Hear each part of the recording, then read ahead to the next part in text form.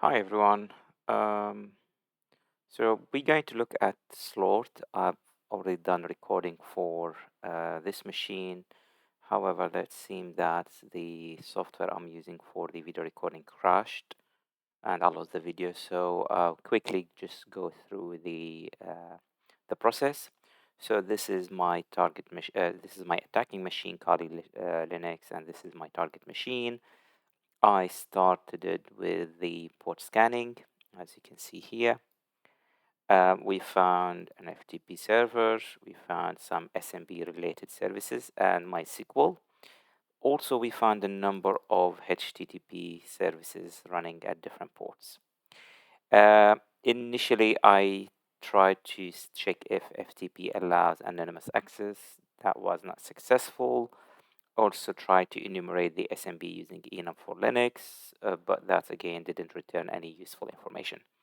So the main attack vector for us would be, in this case, the web service. I visited the web server on port 443 and on port 8080. Both of them refer to XAMPP. The useful information I get from them is that we are running in a Windows machine or on a Windows machine. I tried to enumerate the directory using dirbuster.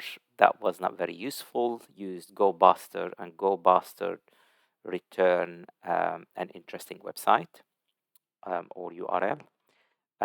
Upon visiting that one, it seems to be the page parameter enabled me to access different web pages. We fuzzed this using for LFI using burp suite, and we found that the page parameter is vulnerable to local file inclusion. Also, I tried to fuzz it for remote file inclusion. So visited my IP address, and yes, I managed to access one of the files that I have hosted locally on my machine. Sorry, cat. Yep. So the attack vector for me was to create a PHP reverse shell, but because it is a Windows machine, I cannot use the traditional PHP reverse shell that you find in Kali. So I revert to use the rev shell and ask MS Venom initially to create a PHP reverse shell. That was the reverse shell. I made it run on port 1234, and as you can see, that was the reverse shell.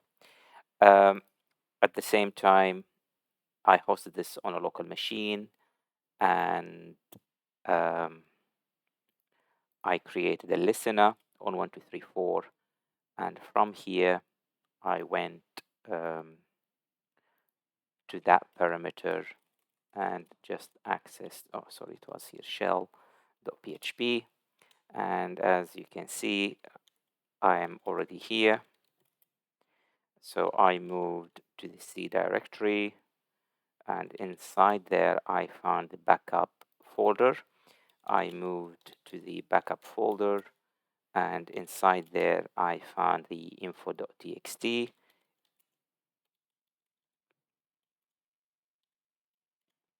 When I opened this one, I found that actually tftp.exe will be run multiple times. So what I did, I renamed it into tftp.back or dash back.